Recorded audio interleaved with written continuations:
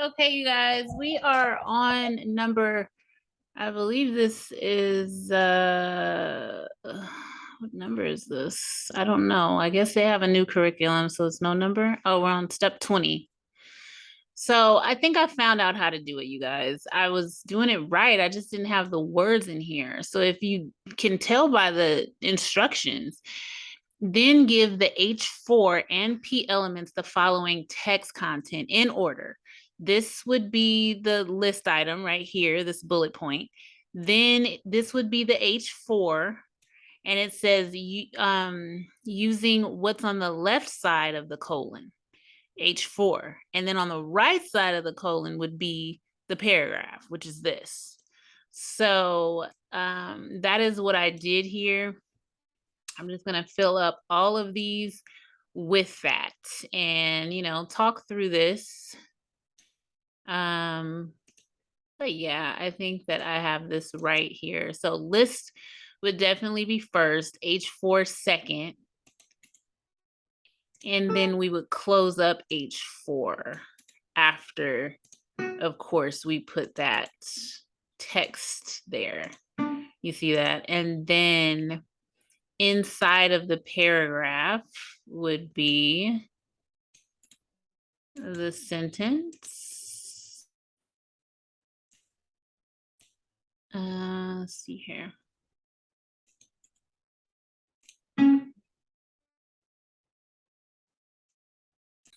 Okay, you guys, so I sped it up and just kind of, I put everything in here. What I'm going to do is try to make this look a little cleaner because it's a little confusing as to what is transpiring here. Trying to see how I would do that. I'll put the list item there. I'll have that like that so that you can clearly see what is in the list item. You know what I mean? I think that that is something that other developers would appreciate. They might even appreciate me doing the F4. Oh, no, that wasn't right. They might want me to do it like that, is what I meant. It's like maybe each element deserves its own line. Not sure, but I mean, that would make sense. So that you can clearly see better,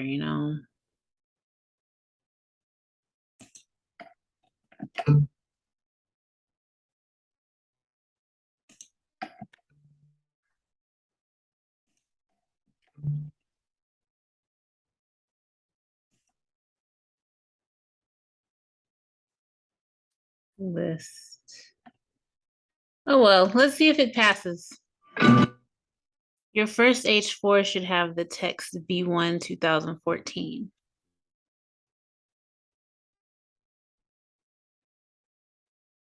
H4 text. It does. V1. Yep.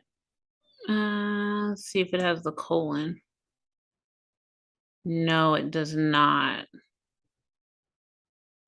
Oh, so I don't include the colon in these. I guess I include the colon here.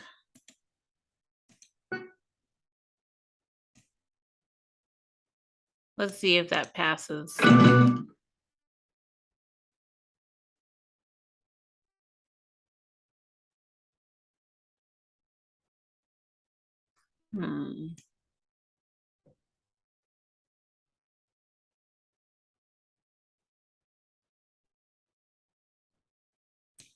Oh, I moved the wrong one, you guys. My goodness.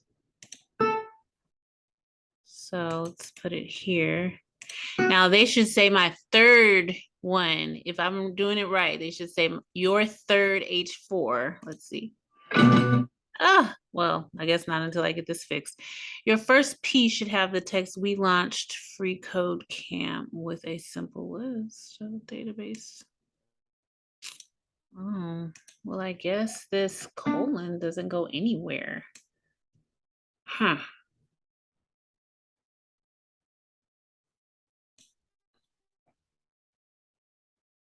Okay, well, let's move it from here too. Let's see what it says now, ladies and gentlemen. See, now it says you're third. So we know that we're on track. I wonder what's going to happen with these colons and how does that work? Maybe it makes a colon of its own?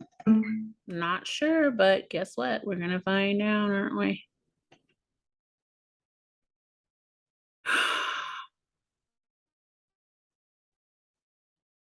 Oh my goodness, you guys. I'm realizing I don't even have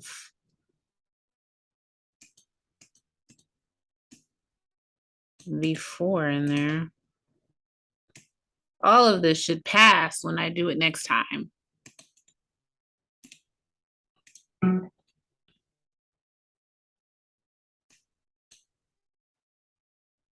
Wait, let's just make sure we don't have any problems because I want to hear that glorious sound of passing the code.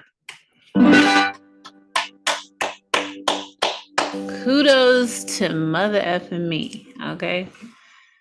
All right, let's move along. Step 21. Within your aside element, create two image elements. Okay. Two of them.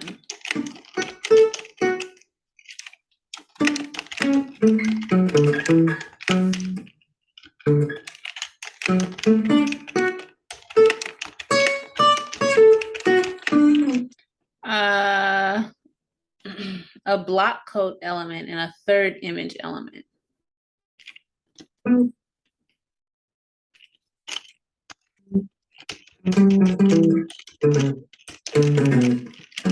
Give the block code element a class of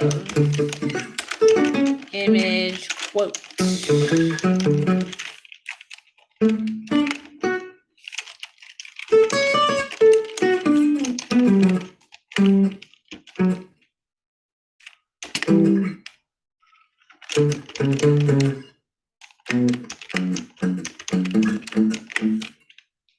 All right. Next, within the image wrapper element, give your first image element a source of this. All right, let's see here. Image wrapper. Who put that there? Oh, they did, yeah.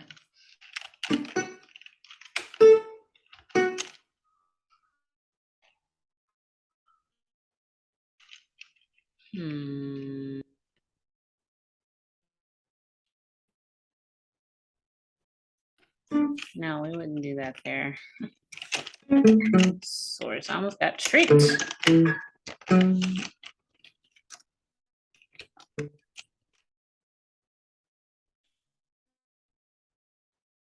Okay, what did that just do, you guys? Did that create a, let me see that. Let's get eyes on this again.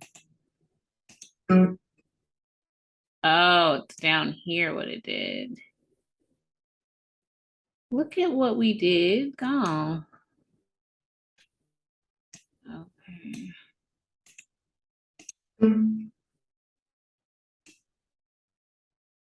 Oh, fancy. Okay, give it an alt of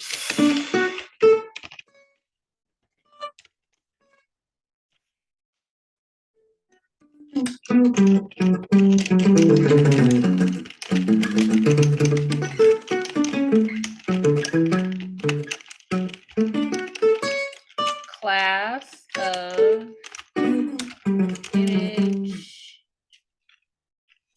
1.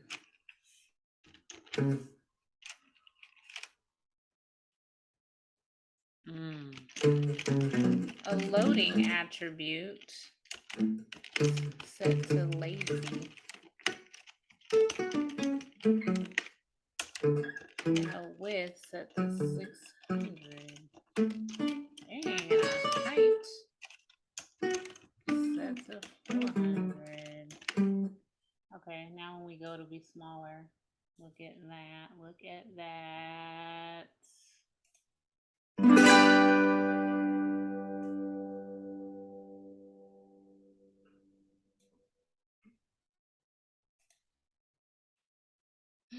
Within your image wrapper element, give the second image a source of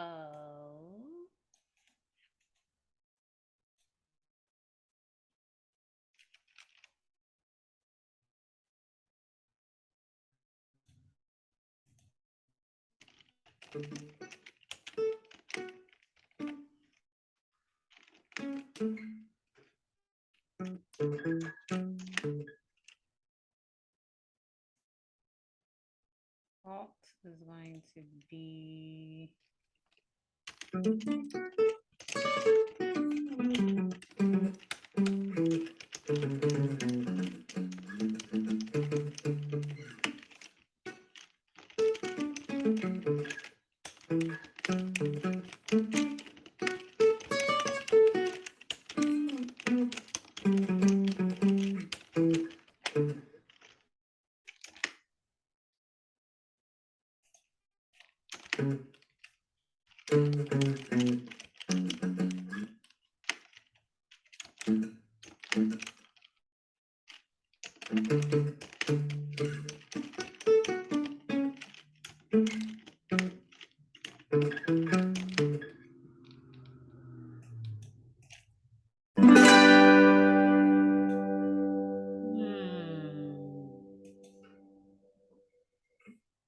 okay.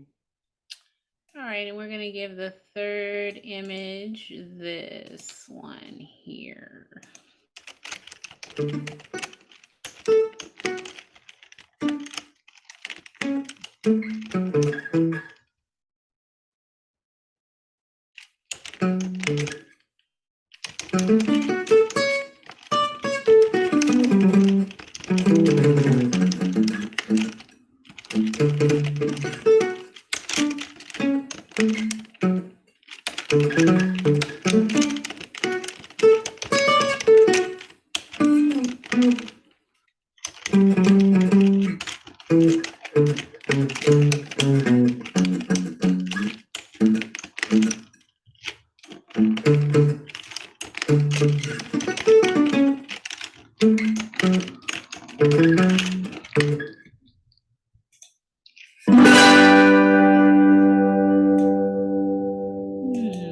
Okay.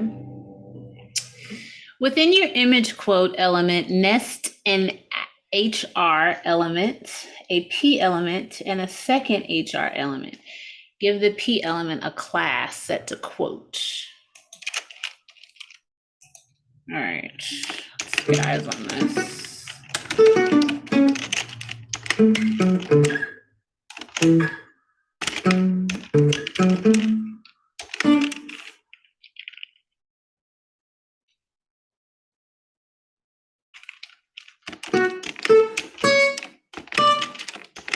I'm learning slowly but surely to not nesting inside of it unless it tells me to. Give the P element a class set to quote and add the text.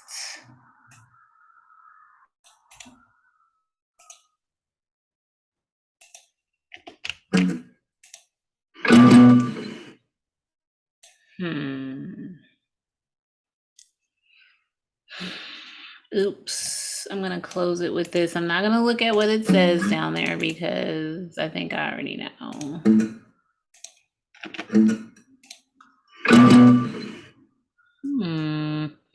Nest an HR element. Within your image quote, nest an HR element. Give the P element a class.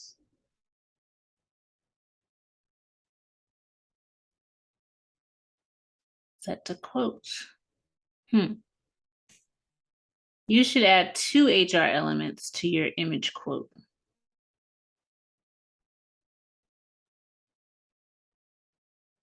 Two of them?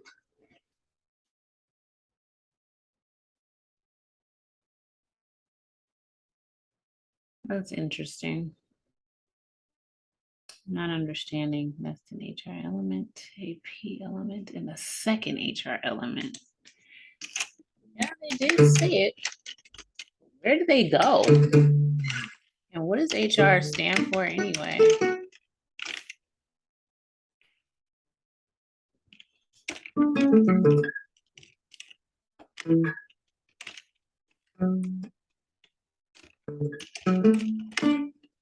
What is that making? Is it making this? Let's get rid of it and find out. You know, because we can't see down here. No, it's not doing that. I think block quote is doing that. So just what is HR good for?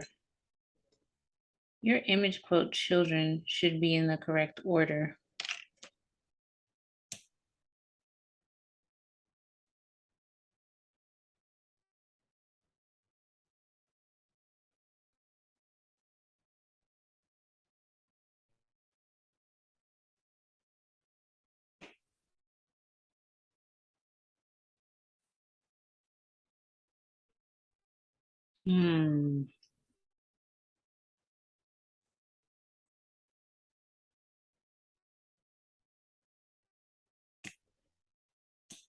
I think this might belong. I mean, what? Down here again? I don't know about this. Kind of weird.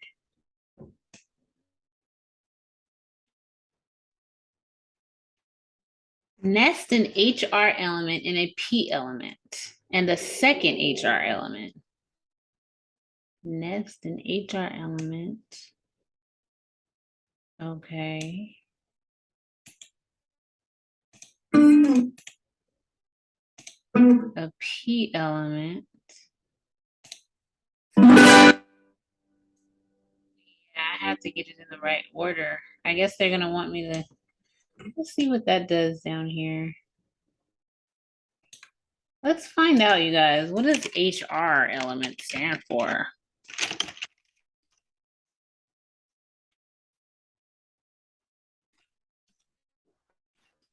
Represents break between paragraph level elements. Hmm.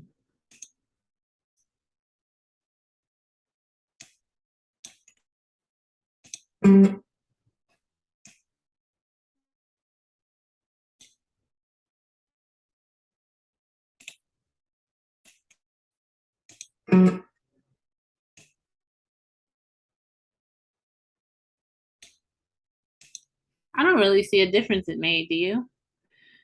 To start your CSS, normalize the CSS rules by targeting an elements, all elements, with this, including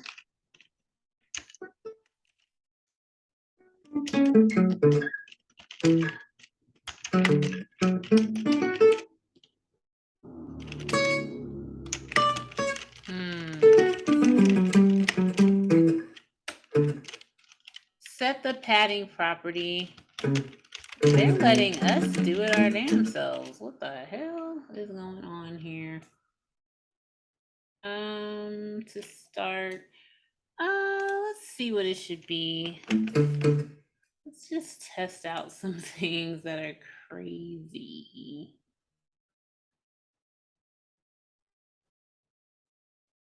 Padding.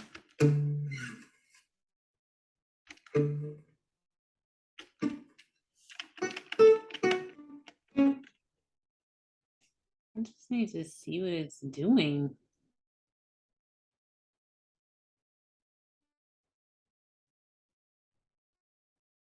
I don't think it was really doing anything.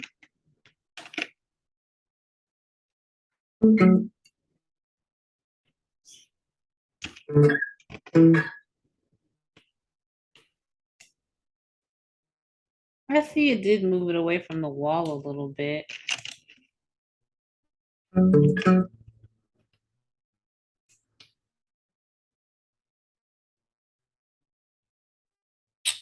It's a little bit more centered now. Let's try this for now and just see what they say. Oh, set properties to 0. They told us already.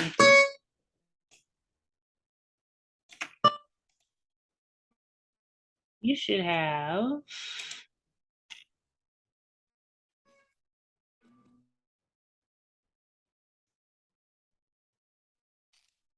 Comma. Create an HTML selector and give it a font size property sent to 62.5%.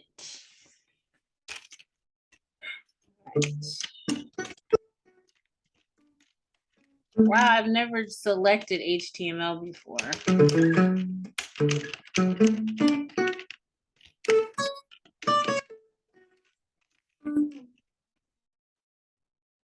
Wow, this will set the default font size to this. This will make it easier for you to work with rim units. Also set the box sizing.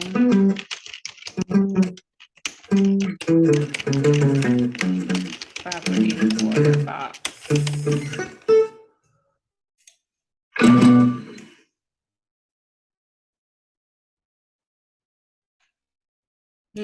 HTML selector. Oh, no. I got rid of the period on HTML, the selector, because HTML is not a class. It does not have a selector. Just its name is powerful in and of itself. That font is so small. All right, create a body selector. Once again, body also doesn't have a selector. So, I mean, it doesn't have, a selector like class would, or what's that other one? I forgot the other name of the other one. Anyway, let's move on.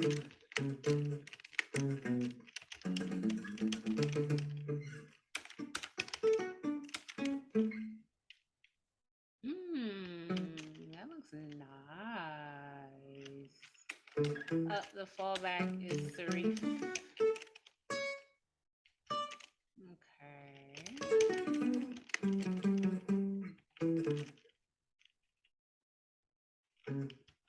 Whoa. After this background color, we're going to be able to see. Don't fret.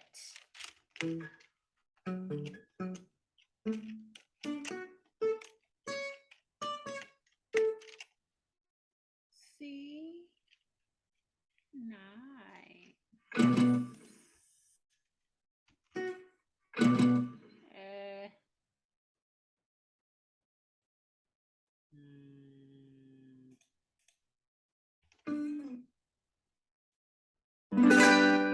See how I didn't look at the question? I mean, the answer.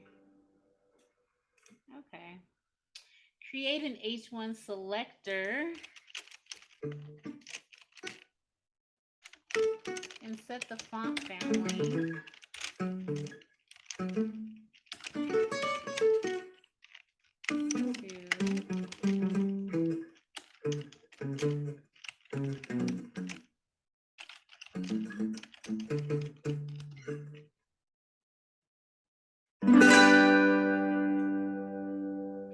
All right, create an H2, H3, H4, H5, H6 selector. Let's go ahead and copy these because that's exactly what the selector looks like. And we're going to go ahead and give them a font.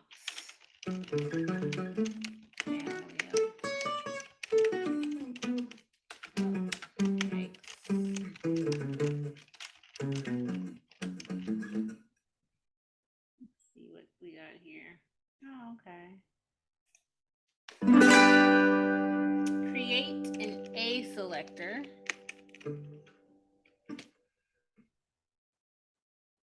And give it a text decoration property to none.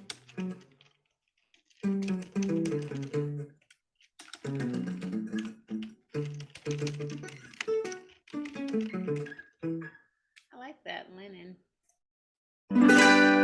That's clean. That's clean. All right.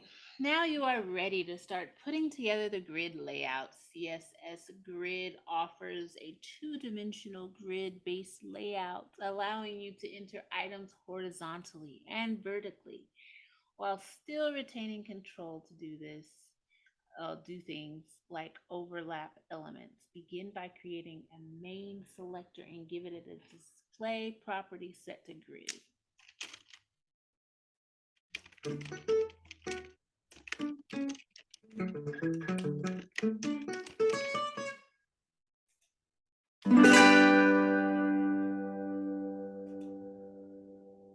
Now you can style the layout of your grid. CSS Grid is similar to Flexbox in that it has a special property for both the parent and the child elements. In this case, your parent element is the main element. Set the content to have a 3-column layout by adding grid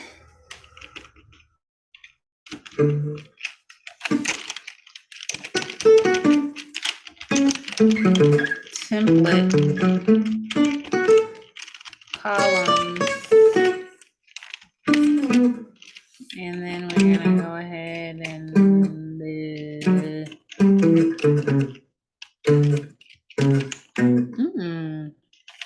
what's happening here? All kinds of different things.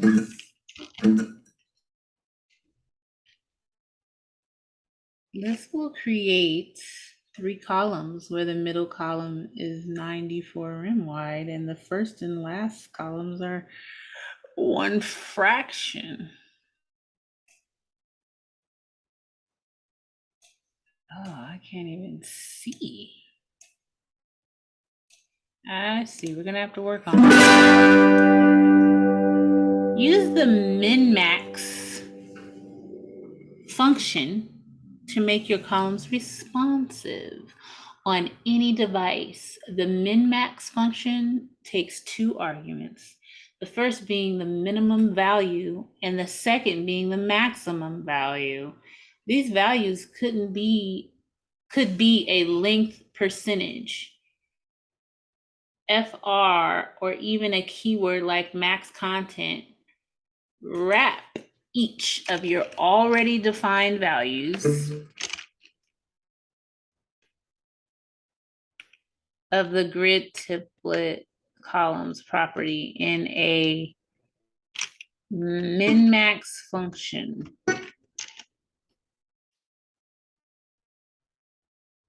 Using each value as the second argument. This seems hard. The first argument should be min content and 2 RM respectfully. What? I'm gonna have to Google this, ladies and gentlemen.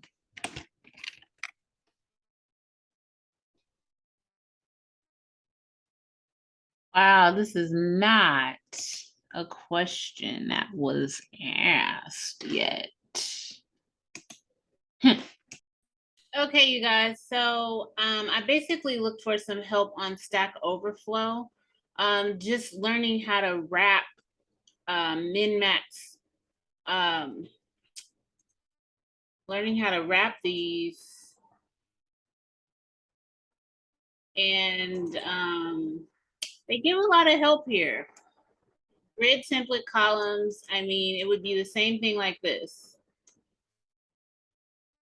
So even though the question and the answer is not quite the same, it's a little bit. So I tried to do this, but as we can see, that's not the answer. This is the answer down here. So I'm trying to actually right now comprehend it and understand it, because It's putting all of this stuff in here also with it.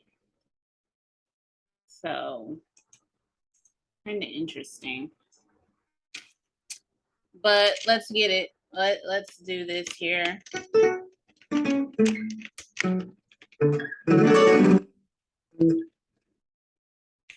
2RM, 1FR.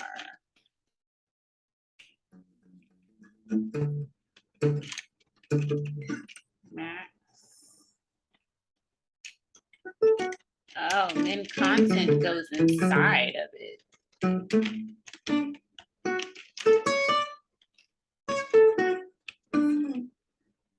Interesting.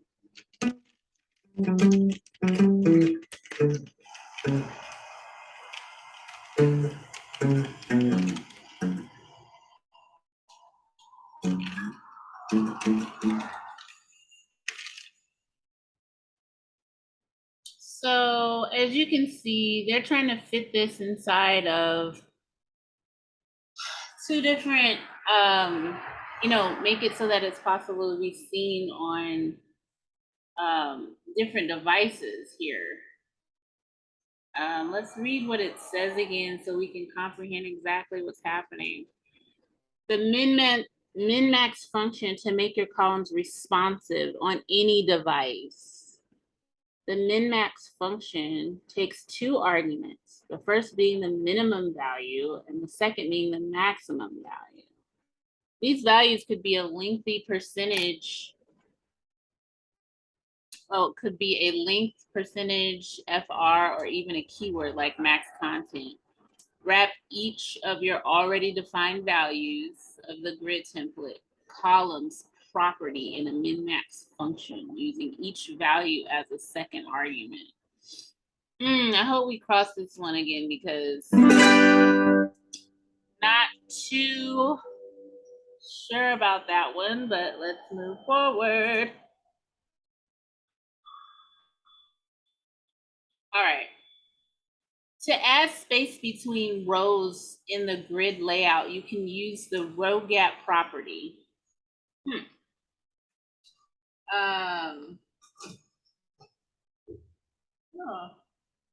Give the main selector a row gap property of 3RM.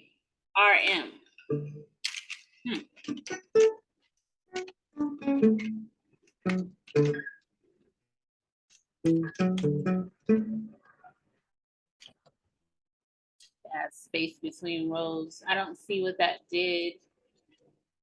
All right, okay.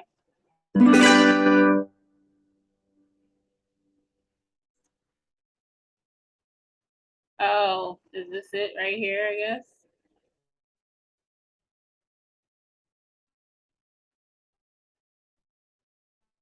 Your magazine will have 3 primary sections. You already set the overall layout in the main rule, but you can just adjust the placement in the child rules.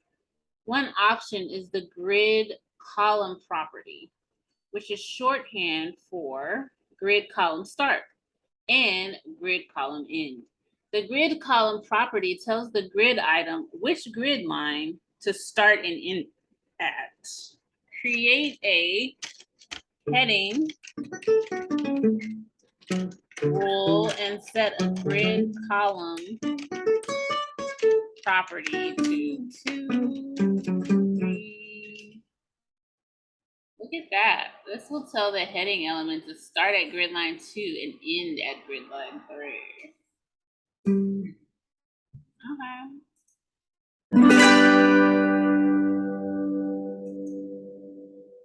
Create a text selector and give it a grid column property set to 2, 3.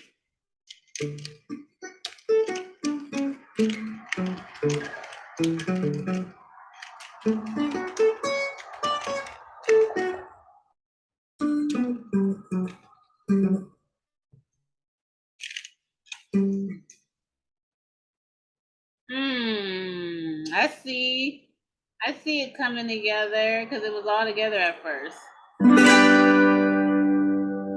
Okay. For additional control over the layout of your content, You can have a CSS grid within a CSS grid. Set the display property. It's a grid.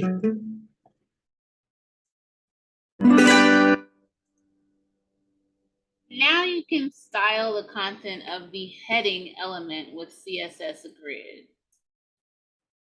The CSS repeat function is used to repeat a value rather than writing it out automatically again, and is helpful for grid layouts. For example, setting a grid template columns property to repeat 20px, 200px will create 20 columns, each 200px wide. Give your heading an element. I want to see this. This is interesting here. Okay, let's go grid templates.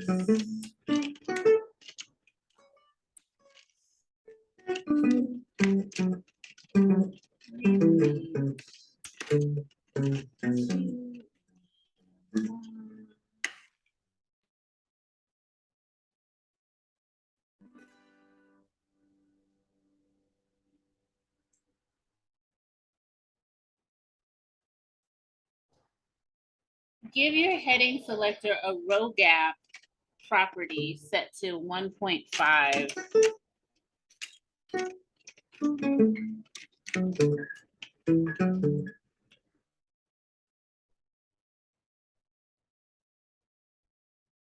What is it doing, you guys? Can you tell me?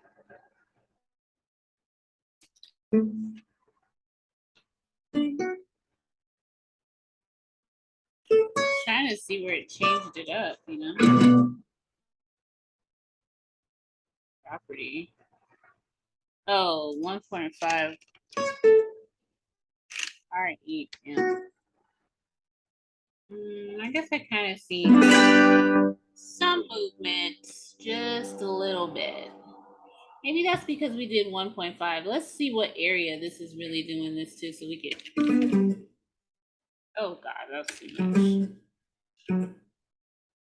Yeah, that heading right there. I wonder why they won't use margin. I mean, padding, things like that. But I guess padding is at the very top, you know, so it's not going to do it for like somewhere in the middle a little bit, like right here. Remember that the grid column property determines which columns an element starts and ends at. There may be times where you are unsure of how many columns your grid will have, but you want an element to stop the last column. To do this, you can use -1 or -1 for the end column.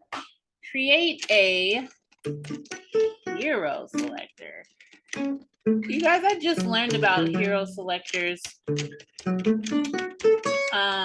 I'm going to be making a video soon talking about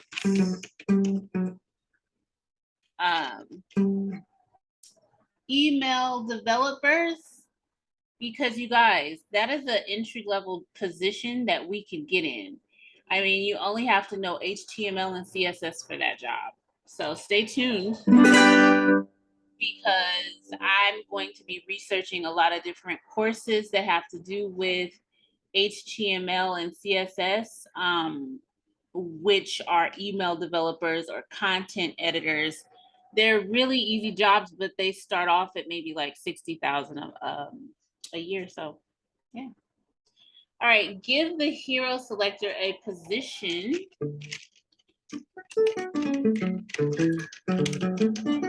It's a relative.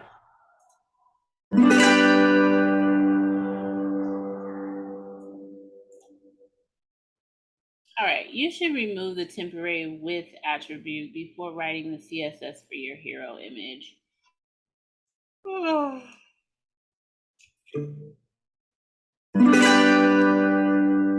Create an image selector and give it a width property.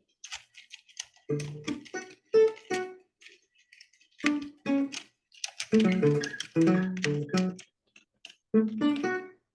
100%.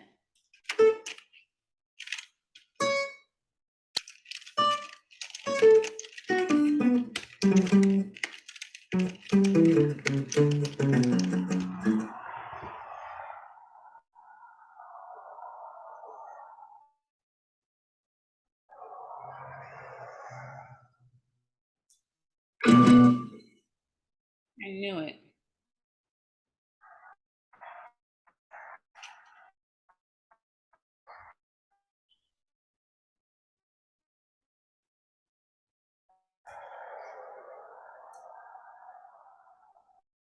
Should have an image selector.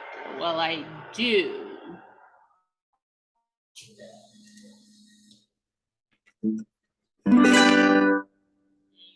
Maybe it wasn't CSS, so I removed the period, everybody, so that that selector work. Create a hero title selector and give it a text align property set to center, a color property set to orange red, and a font size property set to 8 rem. Too easy.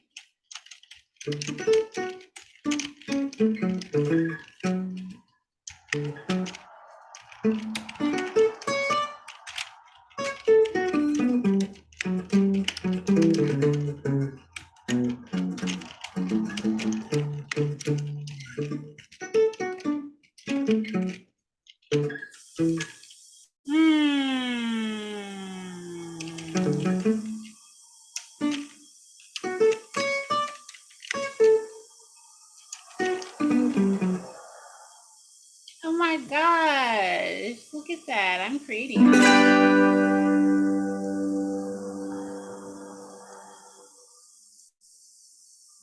The subtitle also needs to be styled.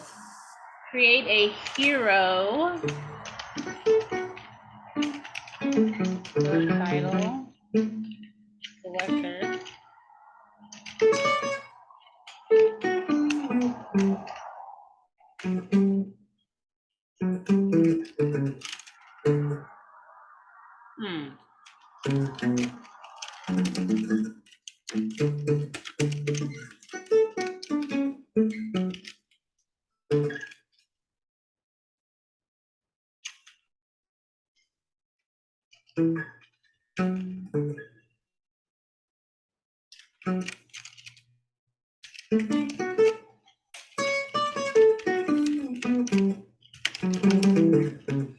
Okay, you guys, so I want to go back up here and see where is hero subtitle.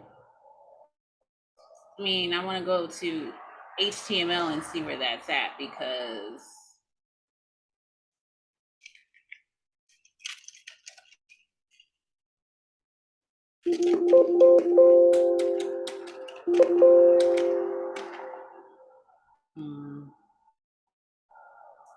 so here's hero.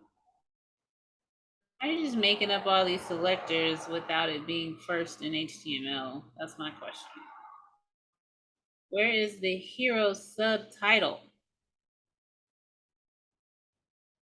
How was we able to do that?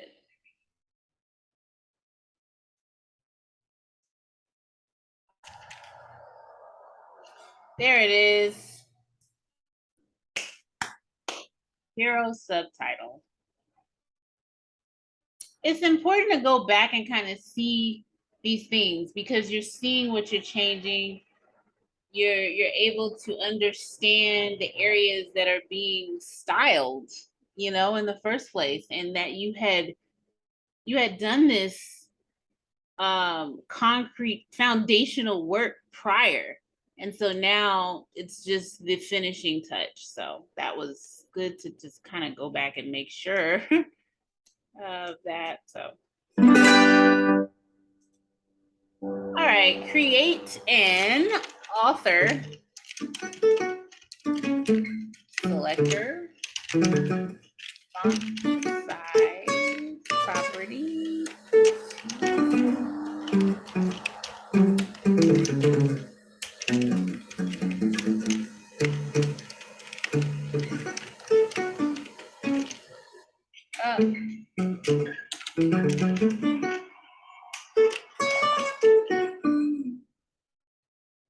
Let's see, is it a comma?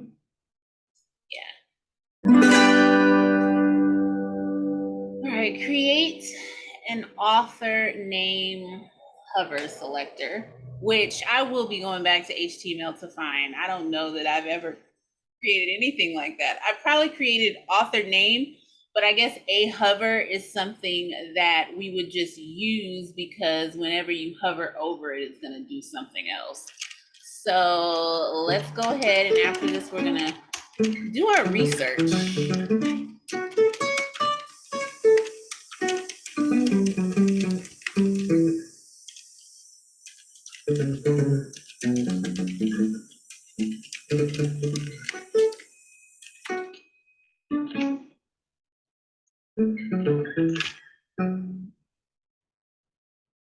This will create a hover effect only for the A element within the author name.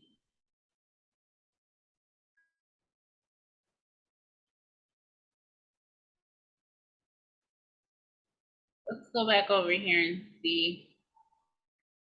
Let's find.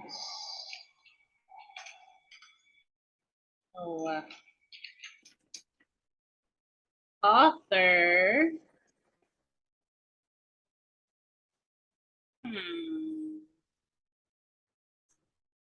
No, I need to find something over here.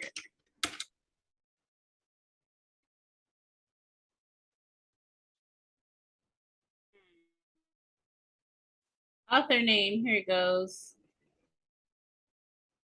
Okay, so you see how we got author name and then a hover, and then we style it whatever we want it to be when you hover over something. So good to know. Maybe I'll do it like that. Every time we get the answer to our questions, we're going to go back and kind of follow up and research and see exactly what we did there, what that changed, you know, so that we can learn better instead of just getting the answers and just kind of moving forward. So that'll help me, you know. Create a publish deep selector.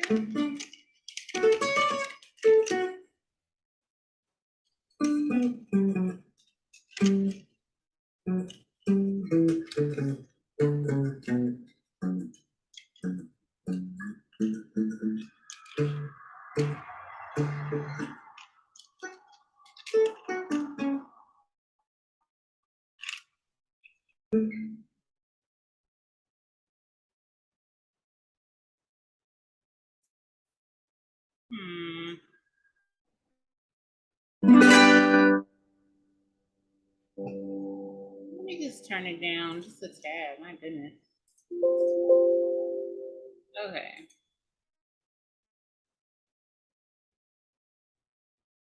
Create a social icons selector. Display grid font size. Oh, I like that. Look at that. Look at that. Okay.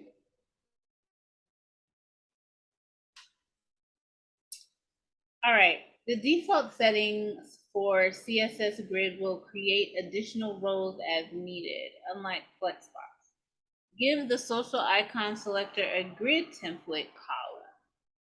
Property to set to repeat 1FR to arrange the icons in a single row. This should be interesting, guys.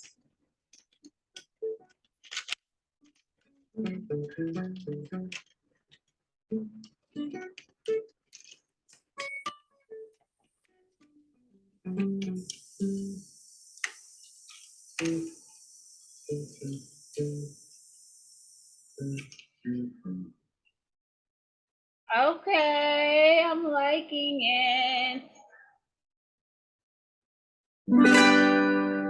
That looks very nice.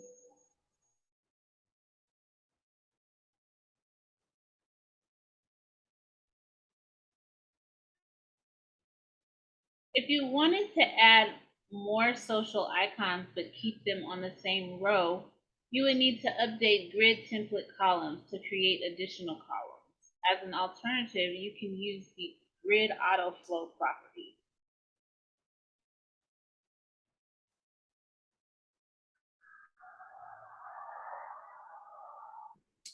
This property takes either row or column as the first value with an optional second value of dents.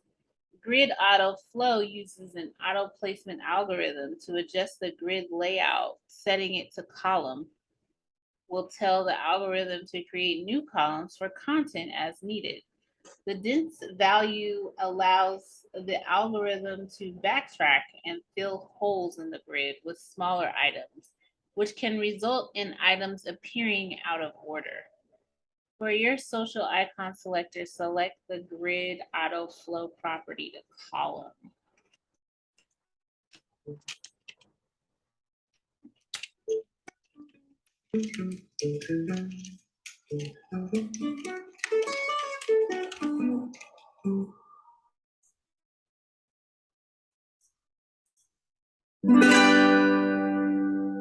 Okay, this one's a little confusing. And today, you know what I might do, you guys? I might get the book about CSS on Amazon, or go to a store and get something like that so that I can have a reference to all these different things, because I'm going to try to create my own project.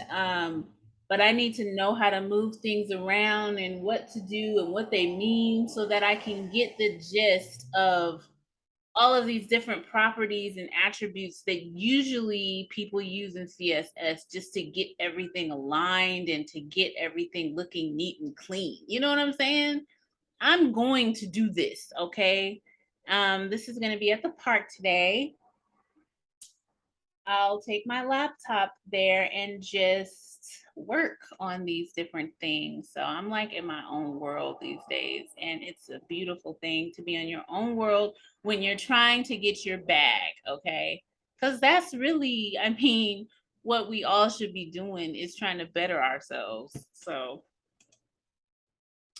all right, now the auto placement, after that rant, algorithm will kick in when you add a new icon element. However, the algorithm defaults the new column width to be auto, which will not match the current columns. You can override this with the grid auto columns property.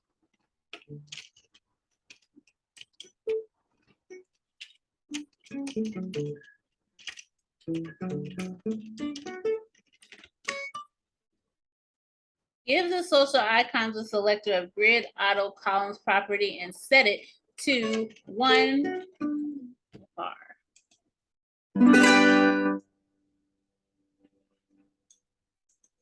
I wish I could see something, but I know it's setting things up for other things, you know? All right, so much like Flexbox with CSS Grid, you can align the content of grid items with align items, justify items, align items. Will align child elements along the column axis, and justify items will align child elements along the row axis. Give the social icons a selector and an align items property.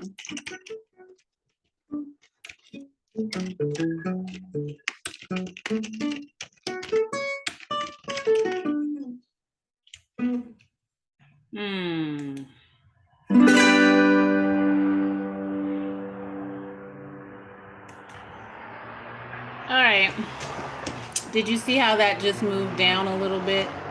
But in my mind, I thought it was going to go in the center, like this in the middle, you know, but maybe it's talking about, it's a row alignment. So it's aligning it to fit in between these two properties. That's really cool. All right, give the text selector a font size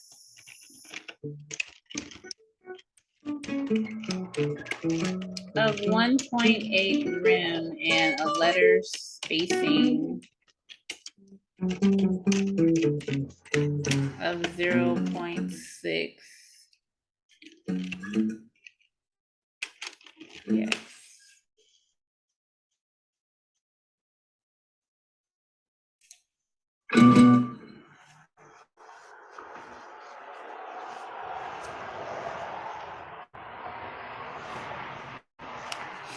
Why is that thing right there? Oh.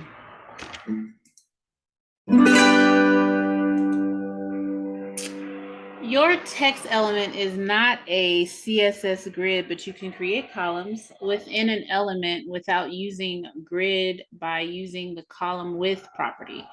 Give your text selector a column width property.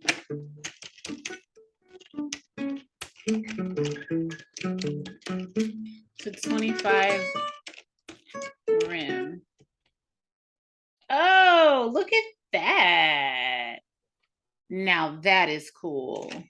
Let's see what it would do, you guys, if we did 60. Well, it's too big, right? Oh, I see. You give it just enough so that it can make some columns. So 15 would make 3 columns. If we did it smaller than this, let's say 8, it would maybe make 4 columns. But that's ugly. 25 is just enough for 2 columns. Got it. Magazines often use justified text in their printed content to structure their layout and control the flow of their content.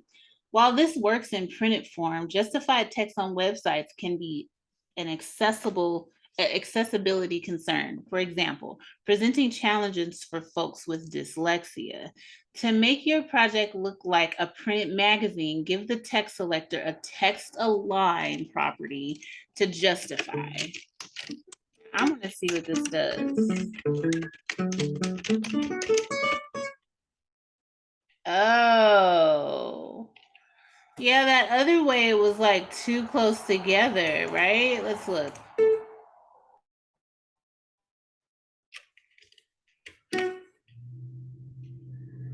Yeah, it's more spaced out. But look at this, it's a little bit too spaced out. Hopefully they fix that.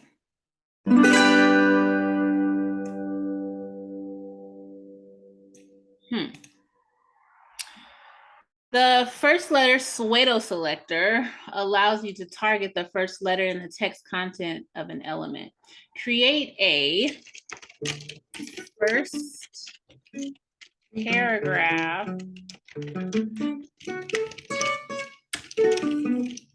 first letter selector. Whoa, that's a long one. Do font size 6. All right. Put a color of. Oh, look at that. That's cute. Now, I like this selector because it's not anything that's over here in HTML, of course. This is just something you can just do, you know, it's a rule. First paragraph, first letter. You can change it up right there, and I'm loving it. Okay, you guys, we are almost on step 60, which means we're almost done because this only has 80 steps. So, all right, the other text has been shifted out of place. Yes, you see, move it into position by giving the first paragraph, first letter selector a float property set to left and a margin right property set to 1 RM. All right, let's see what this float situation does. Ooh, nice. That S is out of place though. Margin, right. I don't see what that, oh, okay. Create an HR selector. Oh.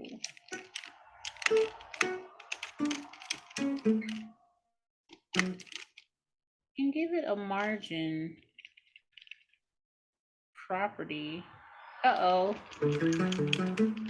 That's why I was looking all crazy. Oh. HR selector. Nay. And give it a margin property of 1 point.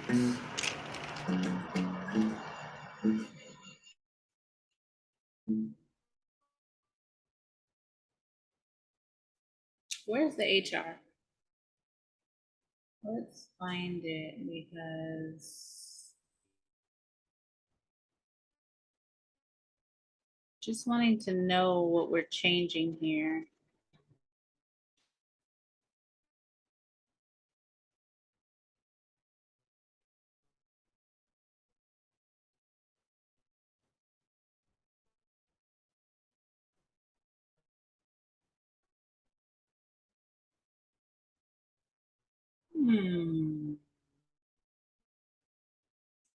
All right, whatever. Oh. I'm not gonna look at that. It's probably a margin.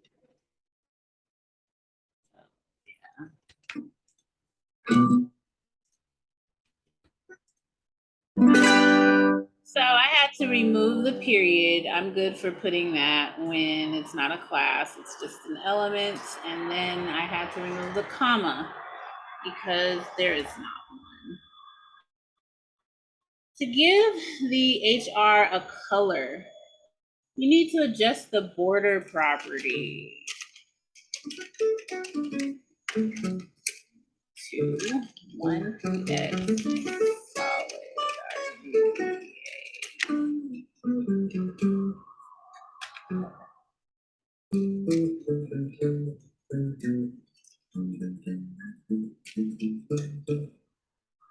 Where is this changing?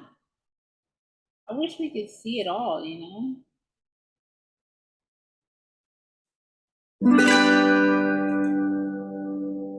Create a quote selector. I remember we did this one. Give it a color of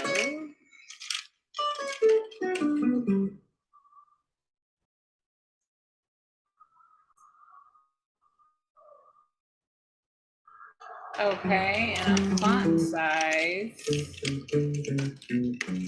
of 2.4.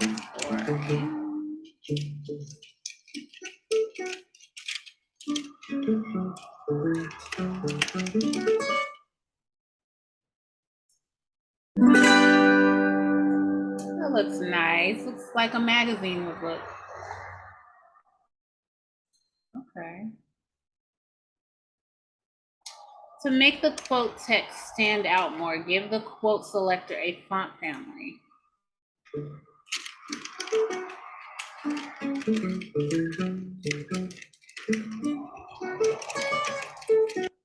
With a fallback of sans serif again.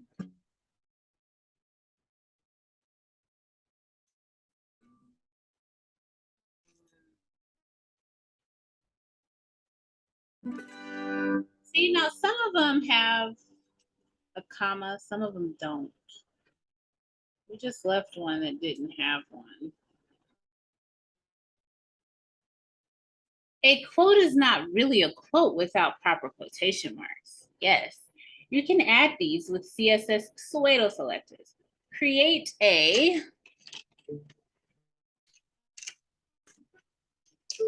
quote after selector and set the content property to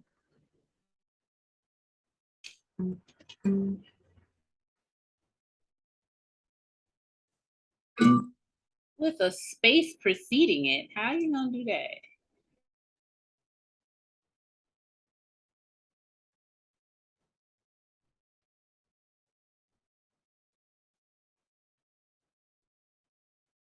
Oops, I should have did. I know, I was wondering why I didn't do a quote before.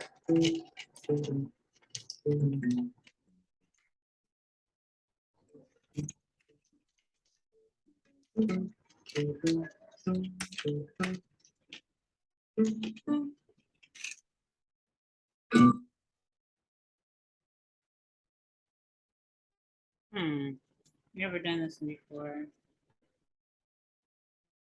Oh, let's see.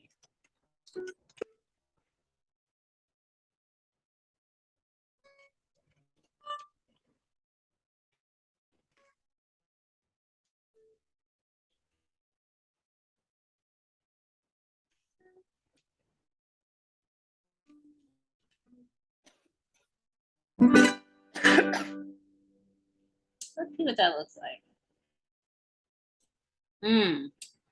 So I bet you if we did it like this, let's see.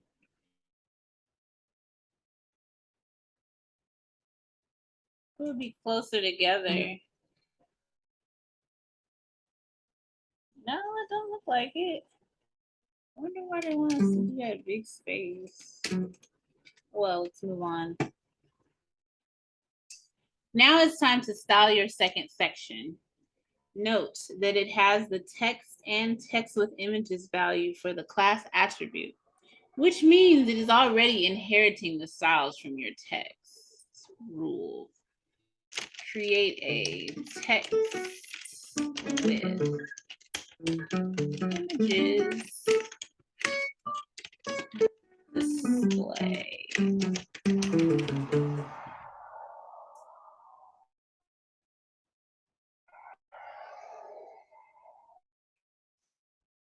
How did they make it so that everything down here wasn't a column anymore? I'm trying to figure out. No longer is it a column.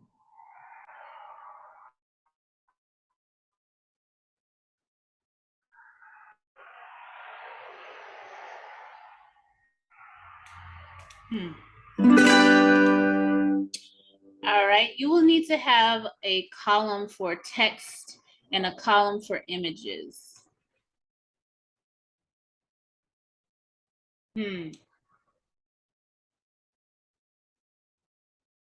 Give the text with image and selector a, not the grid template column again.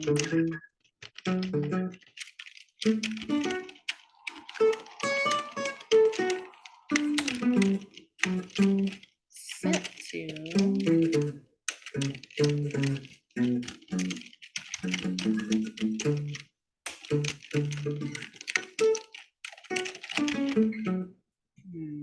that did. I like it. Let's see what this do.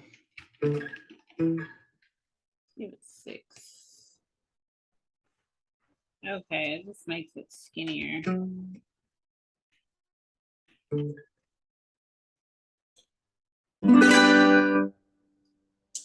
And then that column gap is only 3 rem. So if we did that, it might be a little bit more space. Give the text with images selector a margin bottom property.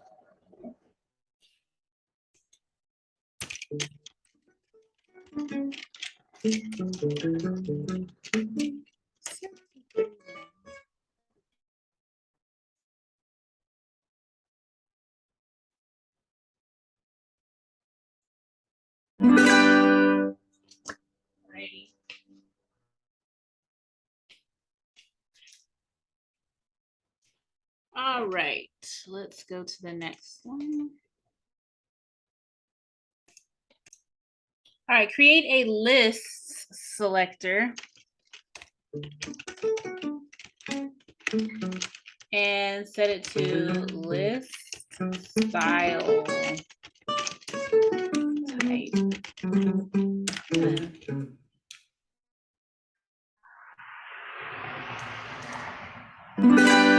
This will get rid of the bullet points on the list item. Well, why did we want to do that? But I guess, oh, I see. We wanted to try to make it like something, but we didn't need that in the end, I guess. So I guess I get it. Give the list selector a margin top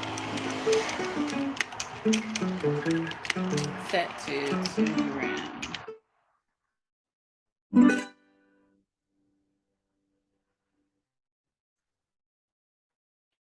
Create a list rule to target your list element. Give it a margin bottom of 1.5 rem.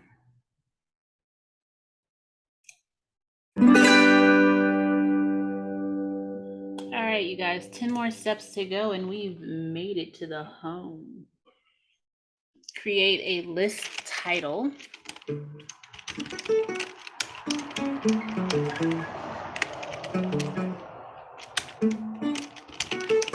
And list subtitle selector.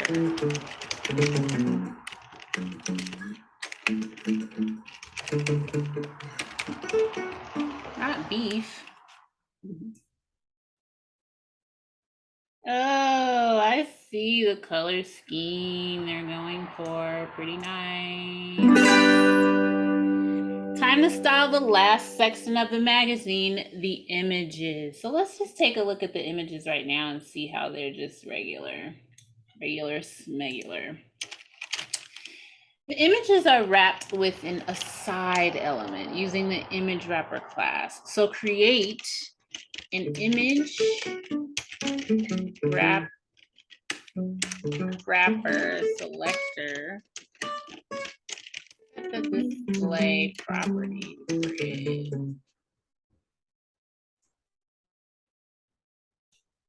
Okay, I don't see that did anything. Let's keep on going. The images should be within a 2-column, 3-row layout.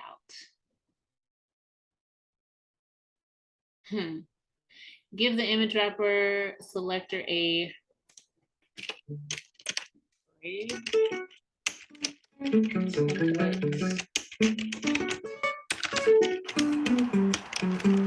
columns property set to grid. Wait, let's just see what that did first of all. Okay, not quite finished yet. Grid template rows set to repeat 3 min contents. Let's see here. Hey, that didn't do anything either. This will give our grid rows that adjust in height based on the content, but columns that remain a fixed width based on the container.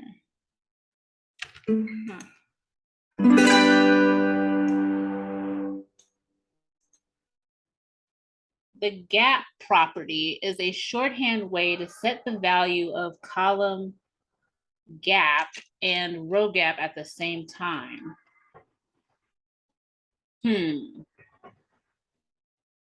A gap property, it sets both the column and the row. Okay. If given one value, it sets the column gap and the row gap both to that value. If given 2 values, it sets the row gap to the first value and the column gap to the second. Got it. So property set to 2 REM. Remember that fact because they're going to do it again with us. You know, because later on we're going to be able to go like this. Watch.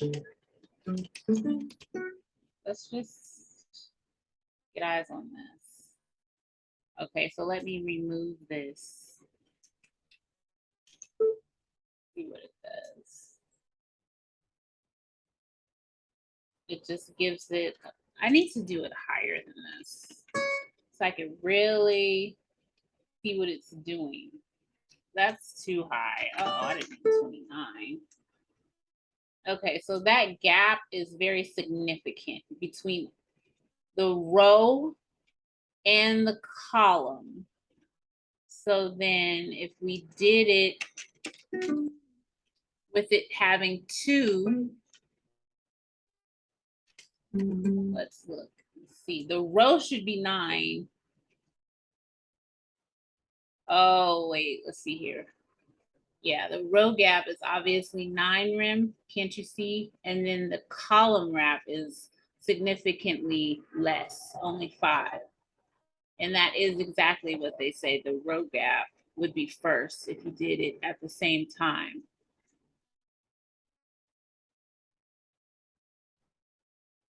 The row gap would be the first value. So, all right, we just want 2 rem for both the row and the column.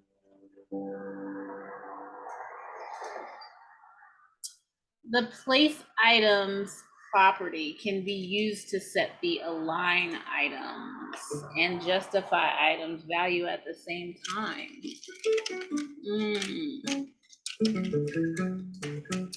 The place items property takes 1 or 2 values.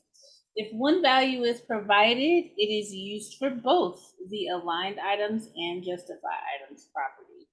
If 2 values are provided, the first value is used for the align items property, and the second value is used for the justify items property. So this is just like maybe kind of like the last one, but a little different. I mean, you know, it's kind of the same aspect, but just a different thing that it's doing. Give the image wrapper a selector of place items center.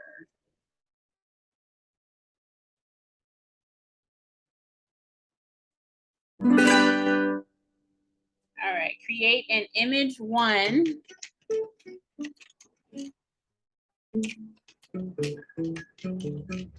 Image 3 rule for grid column property from 1 to -1.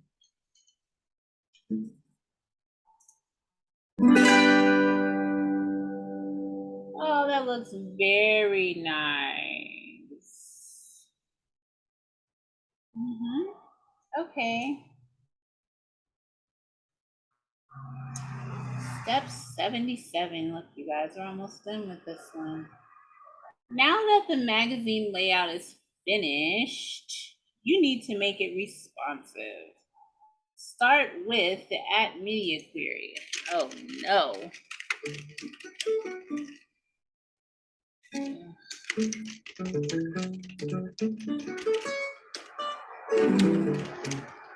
You guys, I'm gonna be honest with you. This media query business, I just really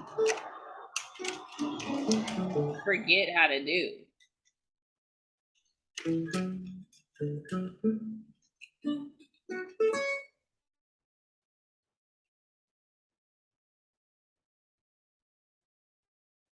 But I really need to learn it though, because it's important, you know, and I knew that they were going to give us something that's kind of harder at the end. All right, you guys, but I'm going to try it. So I'm going to do media only screen, max width. They want me to do 720. Okay. And then they want me to do image wrapper.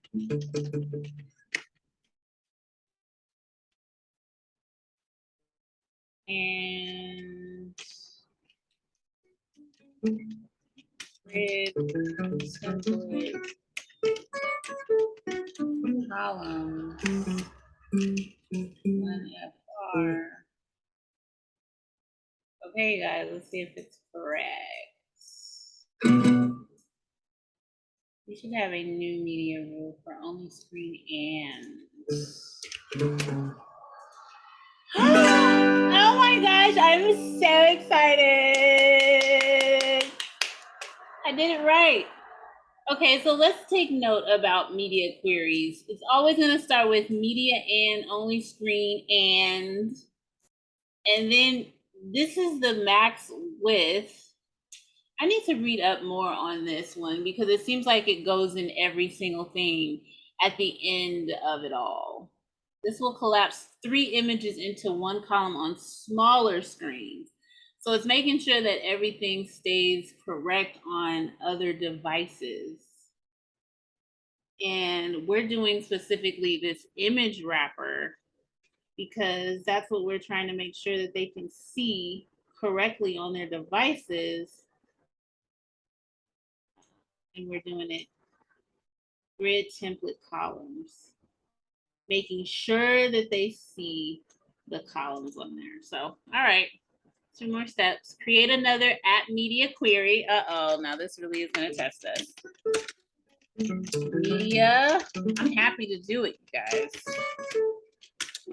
Only screen and max width.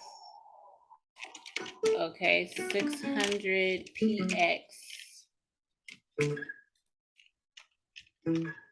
No, it's this. Okay, so then we're gonna go text with images.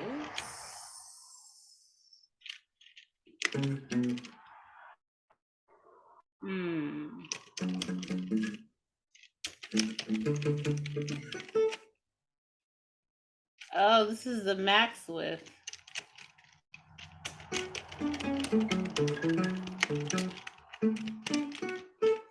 Okay, this will collapse your bottom text area into a single column on smaller screens.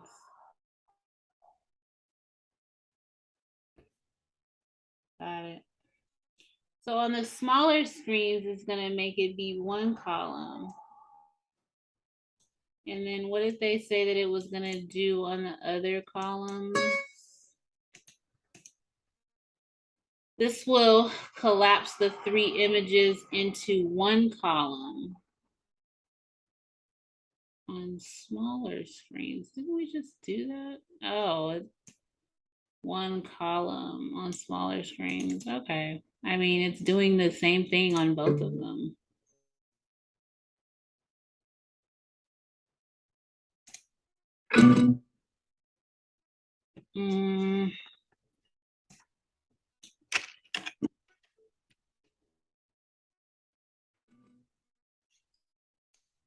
I'm just trying to get past this point so that I can move forward. Okay, now we're on step 79. Oh, create a third media query. Only screen with a max width of 550 px.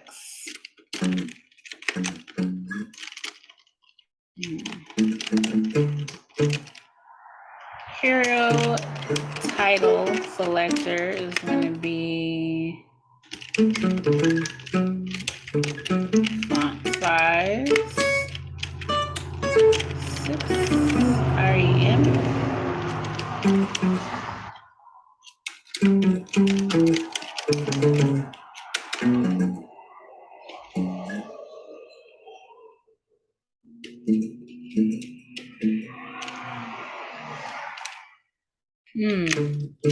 Okay, there's multiple ones in here, you guys. Pray for me, please.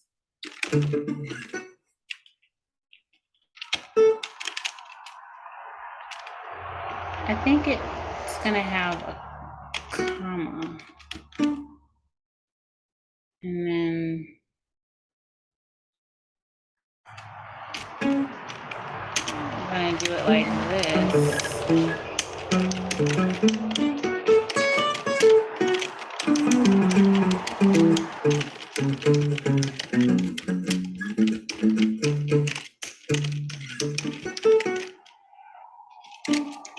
I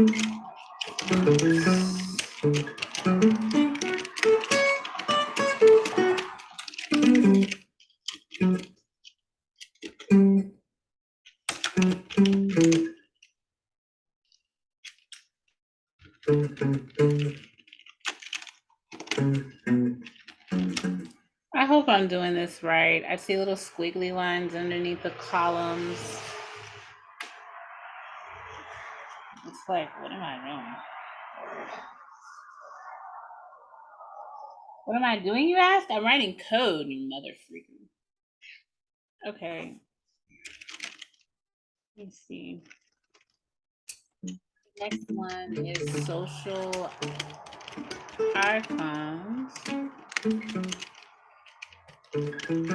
Selector, and that is size 2n.